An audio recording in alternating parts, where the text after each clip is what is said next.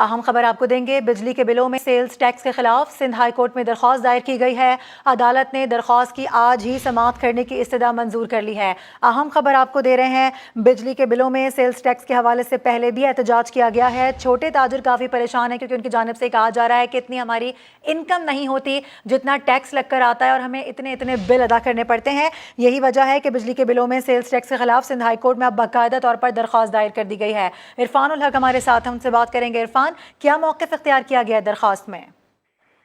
देखिए, जो ताजिरों की दरख्वास्त है उसमें कहा गया है कि जो छोटे ताजिर हैं, दुकानदार हैं, उन पर ये बिजली के बिल के साथ टैक्स का नफाज किया गया है जो कि गैर कानूनी, गैर आइनी है। उनका ये कहना है कि इस माह के बिजली के जो बिल आए हैं उसमें भारी टैक्सेस लगाए गए हैं, जबकि फाइनेंस बिल के मुताबिक छोटे ताजिरों पर कमर्शियल बिजली में टैक्स शामिल होंगे।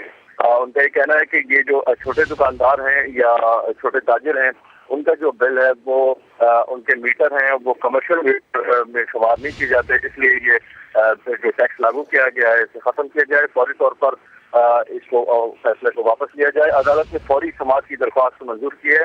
कुछ देर में 2 रुकनी बेंच दरख्वास्त की समाअत करेगा। जी ठीक है, बहुत शुक्रिया आपका तफसीलात के लिए।